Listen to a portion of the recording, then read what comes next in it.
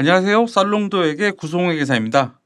요즘 27년부터 도입되는 IFRS 182 고민이신 회계팀 분들 많으시죠? 저도 기존 PA하던 회사들과 하반기부터 작업이 예정돼 있기도 하고 또 새로운 고객분들께 제안해 볼 수 있는 기회도 생기고 있는데요.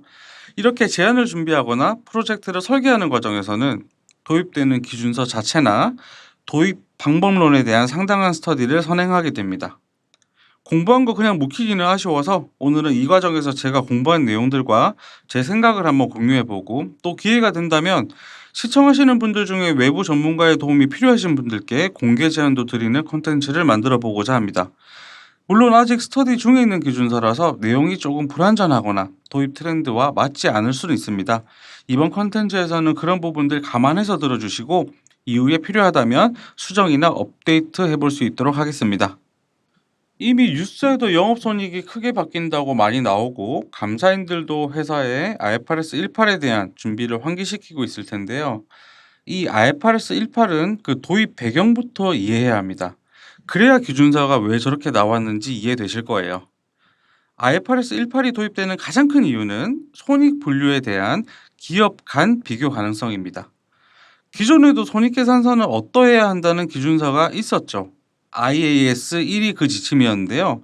문제는 이 IAS 1에는 영업손익에 대한 정의 자체가 없었습니다. 그래서 이 손익계산서와 영업손익은 2010년도경 국내에 IFRS 최초 도입할 때부터 손익계산서 그중 영업손익은 논란이 많았던 항목입니다. 기준서에 어떻게 해라는 내용은 없고 일부 예시만 있다 보니 회사들마다 영업손익을 산정하는 방식이 다 달랐던 거죠. 보시는 것처럼 어떤 회사들은 기존 K갭의 전통적인 방식을 따르기도 했고요. 또 어떤 회사들은 IFRS 기준서 예시를 따라서 유형자산 처분 손익 같은 걸 영업손익에 포함해서 공시하기도 했었습니다. 우리나라는 그나마 나왔던 게 최초 도입 이후에 매출에서 매출 원가와 판관비를 뺀 것이 영업이익이다라는 KIFRS만의 규정을 기준서에 추가해줬고요. 금융감독원도 보도자료를 통해서 영업손익의 구체적 항목은 기존 K갭과 동일하게 가져간다고 일부 가르마를 다졌습니다. 그래서 이 내용과 관련된 기준서 문단을 보면 그냥 번호만 있는 게 아니라 IFRS에서는 없지만 KIFRS에만 있다는 뜻으로 한이란 글자를 포함하고 있죠. 이러다 보니 금융당국이 별도 지침으로 커버해준 한국에서는 기존 IAS 1의 문제점을 상대적으로 덜 느낄 수 있었는데 이런 별도 지침 없이 IFRS 원래 기준을 적용하던 다른 국가들 같은 경우에는 영업손익에 대한 비교 가능성 문제가 심했을 것 같습니다. 물론 한국도 저런 지침이 나왔다고 해서 완전히 정리된 건 아니었습니다. 저런 KIFRS 규정이나 보도 자료가 나오기 전 금감원과 빅4 간담회 같은 게 있었던 걸로 아는데요. 거기서도 소송 비용, 규제기간 부과 과징금이나 가산금, 매출 약정 위반 과징금의 영업손익 분류는 서로 간의 의견 합치가 안 되었던 것으로 기억합니다. 또 기존 IFRS에서도 다른 기준서들에서 영업손익 항목 일부는 언급하고 있었는데요. 이 중에 비정상적 조업 손실이나 정부 보조금, 운유자산 상각비, 재고평가 손실 같은 항목들은 IFRS의 다른 기준서에서 다루는 내용과 우리가 참고 삼아야 할 K갭이 차이를 보이기도 했었습니다. 즉 K갭을 따르라고는 했지만 K갭 자체도 모든 수익과 비용 항목의 영업손익 분류를 열거하고 있지는 않고 있기 때문에 혼선은 여전히 있었던 거죠. 그 이후에 올라오는 지리회신들만 봐도 손실배상금 및 과태료의 분류라던가 생산 중단에 따른 고정제조 간접비의 영업손익 분류 같이 영업손익 범위와 관련된 것들이 여전히 많았었습니다. 이렇게 영업손익 정의에 대한 부재로 인한 영업손익 범위에 대한 기업 간 해석의 차이 문제를 해소하기 위해서 IFRS 18이 도입되었습니다. 그럼 IFRS 18이 이 문제를 어떻게 해소하냐면요. 기준서 안에 영업손익과 관련된 사례들을 하나하나 열거해서는 답이 없죠. 대신 영업손익을 잔여범주라는 포괄적 개념으로 정의해버리면서 이 혼선을 해결해버립니다. 즉 영업이 아닌 투자와 재무범주만 좁은 범위로 명확히 정의해주고 나머지는 다 영업손익이다라는 개념을 도입하면서 이제는 영업손익에 대한 해석이나 어디까지 포함할 것인지에 대한 논란이 거의 없어지게 되는 것입니다. 비교 가능성 측면에서는 확실히 좋아지죠. 이제 기업들은 애매한 항목들이 주요 사업에서 발생한 건지 비경상적인지 아닌지 따질 필요 없이 좁은 범위로 정해진 투자나 재무가 아니면 다 영업으로 분류해야 하니까요. 사실 이게 맞는 방향인지는 모르겠습니다. 우리 수험생들만 보는 기준서 재무보고를 위한 개념 체계에 보면 유용한 재무보고는 어떠해야 한다는 질적 특성들이 나열돼 있어요. 목적 적합성, 중요성, 적시성, 검증 가능성 이런 것들인데요. 그중에 비교 가능성에만 너무 몰빵한 건 아닌가 싶습니다. 제 정서상 영업손익은 지속성이나 예측 가능성 같은 것들이 더 중요하다고 생각되는데요.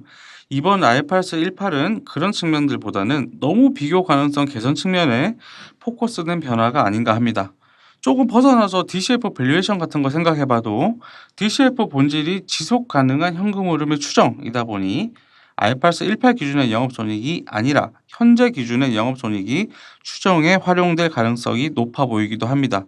사실 지금도 영업손익이나 에비타를 그대로 쓰는 게 아니라 노멀라이즈 에비타라고 해서 비경상적인 것들은 다 제외하고 추정에 활용하는데요. 이런 개념이 IFRS 18 영업손익이 아니라 현재 영업손익이 더 가까울 것 같다는 생각인데요. 제 생각이 중요한 건 아니죠. 회계라는 것 자체가 사회적 약속이다 보니 제 생각이 어찌됐든 간에 우리는 일부 투자나 재무범주를 제외하고 영업으로 다 때려 넣으라는 IFRS 18 따라줘야 합니다. 다만 그래서인지 기존에 익숙한 영업손익을 바로 폐기하지는 않는 것 같습니다. 예전에 1001호에서 그랬던 것처럼 이번에도 한국채택국제회계기준만의 기준을 둬서 기존 영업손익과 조정 내역을 같이 공시하도록 하고 있습니다. 보도자료에 따르면 이것도 우선은 29년까지 공시 대상이고 그때 가서 또 연장 여부를 결정한다고 하네요. 다행인 건 이런 방향성이 준비하는 측면에서는 부담을 많이 덜어줄 것 같기는 합니다. 영업손익의 개념을 해석과 판단에 맡기면 진짜 큰 작업이 됐을 거예요. 경우에 따라서는 회계법인 의견서나 포지션 메모 같은 것들도 필요했을 것이고요. 영업인이 아닌 회사와 감사인 간의 의견 대립도 많았을 것 같습니다. 하지만 우리는 투자와 재무로 분류되는 항목들만 명확히 빼내고 나머지는 다 영업으로 몰아넣게 되면서 그나마 쉬운 접근이 가능할 것 같습니다. 알파스 18이 손익계산서와 영업손익만을 다루지는 않습니다. 공시되는 재무제표 전체를 다루기는 하는데요. 실무적으로는 손익계산서 분류의 변화와 NPM 도입이라는 큰 변화가 나타납니다. 먼저 손익계산서는 기존에 다양한 양식으로 공시하던 것이 이제는 5가지 범주와 2가지 소개를 공시해야 하는 것으로 변경됩니다. 즉 모든 기업은 손익계산서를 영업범주, 투자범주, 재무범주, 법인세범주, 중단영업범주로 구분해야 하고요. 이 중간에 소개로서 영업손익과 재무 및 법인세 전 손익을 반드시 공시해야 합니다. 기준서는 투자범주, 재무범주만 구체적으로 열거합니다. 이 둘의 특징은 손익 항목의 성격 자체에 집중하기보다는 손익을 발생시키는 자산과 부채의 성격을 먼저 보도록 하고요. 그 다음에 손익의 성격을 보도록 합니다. 먼저 투자 범주는 어디서 발생하냐면 다른 자원과 대부분 독립적으로 수익을 창출하는 자산에서 발생한다고 하고요. 여기서 발생하는 수익, 최초 측정이나 후속 측정에서 발생한 손익, 그리고 취득 및 처분과 관련된 직접 증분 원가만 포함하도록 하고 있습니다. 다른 자원과 대부분 독립적으로 수익을 창출하는 자산, 예를 들어서 지분법 주식이나 매도 가능 증권, 투자부동산, 대여금, 금융상품 이런 것들이죠. 이런 것들에서 발생한 수익, 임대수익이나 이자수익 같은 것들, 그리고 측정에서 발생하는 평가손익이나 투자부동산 상각비, 손상차손 같은 것들, 또 취득하거나 처분할 때 발생하는 중개수수료 같은 것들만 투자범주로 본다는 것입니다. 과거에 유형자산에서 발생한 처분손익이나 손상차손 이런 거는 영업 외로 분류했었는데 사용하기 위해서 보유하는 유형자산은 그 자체만으로는 수익 창출 못하죠. 이런 자산에서 발생한 손익은 이제 투자범주로 못 들어간다는 것입니다. 투자부동산 임대수익이나 상각비 같은 것들 과거에는 영업손익이 포함했었는데 투자부동산은 그 자체로 임대해서 돈 벌어들이는 자산이니까 이제는 투자범주로 분류해야 한다는 겁니다. 그리고 손익의 성격도 신경 쓰셔야 돼요. 아까 세 가지 열거했었죠. 투자자산 성격에서 발생하는 수익, 측정 관련 손익, 그리고 직접 증부원가. 이 성격이 아니면 투자범주 자산에서 발생하더라도 그냥 영업이에요. 예를 들어서 투자부동산 관리 비용이나 유지 보수 비용 같은 것들, 투자범주의 자산에서 발생은 하지만 아까 열거된 손익은 아니었죠. 영업이라는 겁니다. 그 다음 재무범주 같은 경우는 손익을 발생시키는 부채를 두 가지를 설명합니다. 자금 조달과 관련된 거래에서 발생하는 부채, 우리가 아는 일반적인 차입금이나 사채 같은 것들이죠. 그리고 그 외의 부채, 이렇게 부채 범위만 보면 그냥 부채 전부 다죠. 그런데 손익의 성격에서 그 범위를 확 줄여줍니다. 먼저 자금 조달 부채 같은 경우는 측정에서 발생하는 손익과 발행 및 소멸과 관련된 직접 증분 비용만 포함하도록 합니다. 그리고 그 외의 부채 같은 경우는 이자 비용 성격만 포함하도록 합니다. 어떤 변화들이 있을까요? 먼저 그 자금 조달 부채, 이거는 지금도 여기서 발생하는 손익들 대부분 영업외나 금융손익으로 빼고 있어요. 크게 이질감은 없는데 차입을 위해 발생하는 금융기관 수수료나 중개 수수료 같은 것들이 이전에 만약 판관비에 포함되고 있었다면 재무로 빼내야겠죠. 그 다음 그 외 다른 부채들은 이자 비용 성격, 현할차 같은 것들만 재무로 넣는다고 했었죠. 어떤 것들이 있을까요? 많죠.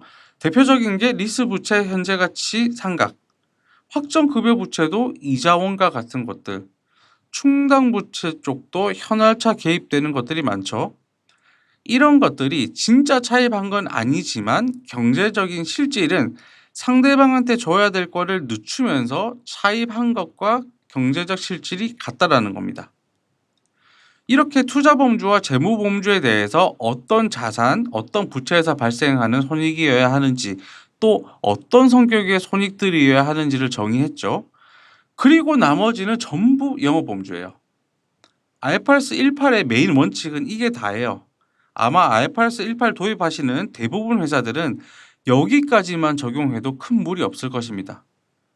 물론 이게 끝은 아닙니다. 영업손익 범위를 일원화시키고 기업 간 비교 가능성을 높이기 위해서 이런 개념들을 도입했는데 너무 이렇게 해버리면 특정 회사들 같은 경우는 업종의 경제적 실질이 왜곡돼 버려요.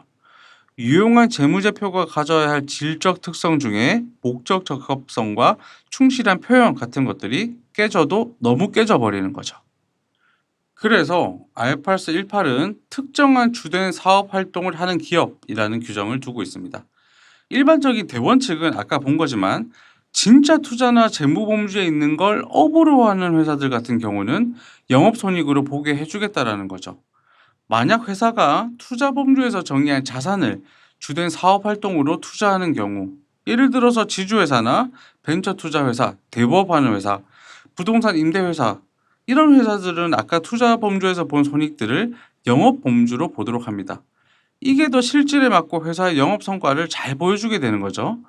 메인 원칙이랑도 사실 부합은 합니다. 아까 메인 원칙이 투자 범주가 다른 자원과 대부분 독립적으로 수익을 창출하는 자산에서 발생하는 손익이라고 했는데 이런 회사들은 회사 인력과 인프라, 조직 자체가 자산에 대한 투자를 위해 존재하다 보니 이런 자산들이 독립적으로 수익을 창출한다고는 볼 수 없을 것입니다. 다만 이때도 지분법 손익만큼은 아무리 지주사같이 종속회사나 관계회사, 투자와 보유를 주된 사업으로 하는 회사라 하더라도 반드시 투자 활동으로 보는 일종의 특칙을 두고 있습니다. 이건 또 기업 간 비교 가능성 때문이라고 하는데 사실 이해는 잘 되지 않습니다. 지분법 평가나 FVPL에 대한 공정가치 평가나 평가하는 방법의 차이일 뿐이지 둘 다 그냥 평가인데 FVPL 공정가치 평가 손익은 주된 사업으로 하는 경우 영업으로 올릴 수 있고 지분법은 반드시 투자로 분류해야 하는 게 사실 이해는 되지는 않지만 어쨌든 그렇게 하라고 하네요. 또 만약 은행이나 캐피탈 회사 같이 주된 사업 활동으로 고객에게 금융을 제공하는 회사 같은 경우에는 금융 제공과 관련된 부채와 현금성 자산에서 발생하는 손익은 영업범주로 보게 되고요. 만약 그런 회사들의 금융 제공과 관련 없는 부채와 현금성 자산에서 발생한 손익이라면 영업범주냐 아니면 투자나 재무범주냐를 회계 정책으로 선택할 수 있도록 합니다. IFRS 18이 판단의 여지를 많이 없앴다고 생각하는데 이 투자와 금융을 주된 사업으로 영위하냐에 대한 것은 판단이 많이 들어갈 것 같습니다. 기준서에서는 단순한 주장이 아니라 개별적인 사실과 상황에 근거해서 판단하고 증거로 뒷받침돼야 한다고 하고요.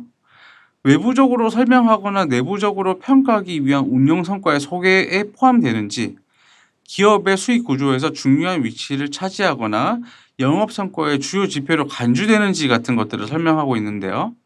이런 것들이 판단이 참 어렵죠. 아싸리 대놓고 부동산 임대나 리스 회사거나 투자 지주회사, 은행 이런 데는 판단이 어렵지 않은데요. 애매하게 다른 본업이 있는데 임대업도 조금 하는데 이런 데들은 임대 쪽을 영업으로 올리고 싶은 니즈가 있을 수 있을 것 같고요. 또 연결재무제표에서 일부 종속기업이 임대업이나 금융업 영위할 때 과연 연결 실체 전체 관점에서도 주된 사업인지에 대한 판단 이슈가 생길 수 있을 것 같습니다. 특히 중간 합계를 내부적으로 평가 또는 관리한다 이런 규정들 때문에 많은 기업들이 애매한 것들 영업으로 주장할 수도 있을 것 같네요. 이 정도가 IFRS 18에 따른 손익계산서 분류의 변화와 관련된 내용인데요. 실무적으로는 어떤 변화가 생길까 생각해 보시죠. 가장 대표적으로 유형자산 처분 손익이나 손상차손 같은 것들. 지금은 기타 비용 같은 영업 외 손익이지만 이제는 영업이죠. 유형자산 같은 것들은 재고나 인력 같이 기업의 다른 자원들과 결합해야만 수익을 만들어낼 수 있으니 혼자 독립적으로 뭔가 수익이 발생하는 자산은 아니에요. 애초에 어떤 자산에서 발생한 손익이냐에서부터 투자 범주에서는 멀어집니다. 화재 같은 비경상적 사건에서 발생한 재고 감모 손실도 기존에는 지류외신 결과 때문에 영업 외로 분류했지만 이제는 투자나 재무에 열거된 게 아니죠. 앞으로는 자녀 범주인 영업 범주로 분류해야 합니다. 그리고 일부 지주회사들은 종속이나 관계회사 투자하는 게 주 사업이어서 지분법 손익을 영업 손익으로 분류하기도 했는데요. IFRS 18에서는 지분법은 무조건 투자. 만약 주식 투자가 주 사업이더라도 지분법 손익만큼은 반드시 투자로 분류하게 됩니다. 투자 부동산에서 발생하는 감가상각비는요. 투자 부동산은 뭔가 다른 기업 자원이 결합되기보다는 그 자산 자체에 투자를 하고 수익을 발생시키는 자산이죠. 거기다가 측정 평가 손익이라는 손익의 성격 조건도 갖추게 되네요. 과거에는 감가상각비처럼 영업이었지만 앞으로는 투자 범주로 분류해야 합니다. 반면에 투자 부동산 관리하는 부서의 관리비나 재산세 같은 것들은요. 자산 조건은 충족하지만 열거된 비용은 아니에요. 그래서 이거는 예전도 그렇고 앞으로도 그렇고 영업손익으로 분류돼야 되죠. 확정급여 부채 이자 원가나 현할차 부채, 현할차 이자 비용. 이거는 사실 예전에 IFRS 처음 도입될 때도 이견이 있었던 걸로 아는데 지금은 그냥 퇴직급여 같은 영업비용 계정에 포함하고 있다면 이제는 기타 부채의 이자 비용 성격이니까 앞으로는 재무로 분류해야 하게 됩니다. 마지막 외환차손익과 외화환산손익. 사실 다른 변동사항들은 계정 좀 세분화하고 결산 프로세스 조금만 변경해줘도 충분히 적용 가능한데 이놈들은 도입하는데 기술적으로 어려움이 있지 않을까 합니다. 예전에는 외환차손익이나 외화환산손익을 영업 외에 기타나 금융으로 분류했다면 이제는 아니에요. 자산과 손익 성격 조건에 따라서 외화 대화금 같은 데서 발생했다면 투자로, 외화 차입금 같은 데서 발생했다면 재무로 분류하고 가장 많이 발생하는 외화 매출 채권이나 외화 매입 채무에서 발생한다면 영업으로 분류해야 합니다. 시스템에서 구분하는 걸 잘 지원해 줄 수 있으면 다행인데 그게 어려워서 매뉴얼로 분계 쳐야 한다거나 아니면 마지막에 결산 조정으로 분류 작업 다시 해줘야 한다면 조금은 까다로울 수 있을 것 같습니다. 크게 생각나는 건 이 정도인데요. 이것들 외에도 실무하다 보면 또 튀어나오는 것들이 많을 것 같은데 이런 전환 아이템들은 향후에도 또 업데이트 해보도록 하겠습니다. 다음 MTM의 도입과 공시. 이것도 IFRS 18의 큰 변화 중 하나입니다. 사실 유럽이나 미국, 캐나다 같은 경우는 대체성과 지표 APM이나 비갭 지표라고 해서 재무성과, 재무상태, 현금 흐름에 관한 재무 측정치 지표들을 이미 경영 보고서 같은 데다가 별도로 공시하고 있어요. 그런데 뭐가 다르냐? IFRS 18에서 NPM은 그 지표들 중에서도 재무성과, 즉 손익계산서와 관련된 지표들만 재무제표 본문, 우리가 아는 주석 안으로 끌고 들어왔다. 이렇게 보시면 될 것 같습니다. IFRS 18에서 말하는 NPM이 뭐냐? 수익과 비용에 동시에 결합된 중간 합계 개념이어야 한답니다. 그래서 매출 합계만 있다거나 유동 비율 같이 BS 관련된 지표들, 이용자 수 같이 비성과 재무제표는 NPM이 아닙니다. 그리고 아래 세 가지 요건을 다 갖춰야 한답니다. 첫 번째, 외부 공개 커뮤니케이션에 사용돼야 합니다. 단순한 구두 발언이나 SNS 이런 게시물이 아니라 경영진 코멘터리나 보도자료, IR 자료, 다트 공시 보고서 같이 공식적으로 외부에 나가는 지표여야 합니다. 외부에 공개될 때 딱 경영진이 찍은 NPM이 단독으로 커뮤니케이션 되지 않아도 됩니다. 만약 특정 재무 비율을 공식적으로 커뮤니케이션 하는데 그 분자나 분모 같은 거에 NPM이 포함되어 있을 수도 있습니다. 다만 이 커뮤니케이션이 상당히 공식적이어야 한다는 것입니다. 그래서 외부 커뮤니케이션 목적이 아니라 내부 보고용이나 내부 관리 목적으로 사용하는 지표들은 NPM이라 볼 수 없고요. 또 경영진이 비공식적으로 SNS에 올리거나 구두로 설명하는 지표들도 NPM이 될 수 없습니다. 다만 그런 경우는 있죠. 투자자들한테 공개되기는 하지만 다수의 접근이 제한되고 소수의 특정 투자자들에게만 비밀 유지 약정 같은 거 걸어서 나가는 지표들, 그런 것들까지 NPM이냐 아니냐는 아직은 의견 대립이 있는 걸로 알고 있습니다. 두 번째, 재무 성과와 관련돼 있어야 합니다. 즉 손익계산서와 관련된 것들이어야 하지 자산부채 비율이나 유동성 비율 이런 것들처럼 손익계산서 관련 아닌 것들은 NPM이 아니라는 것을 아까도 설명드렸고요. 그리고 또 여기서 중요한 게 재무성과 측면에 대해 경영진의 견해를 이용자들에게 전달하기 위함이라고 하는데, 이게 또 뭔가 공개적으로 커뮤니케이션에 이용하긴 하지만 그게 경영진 견해를 전달하는 것은 아니다라고 주장해버리면 애매해질 수 있죠. 그래서 손익 소개를 공개 커뮤니케이션에 사용했으면 그거는 경영진의 견해를 전달해버린 걸로 우선 추정해놓고 갑니다.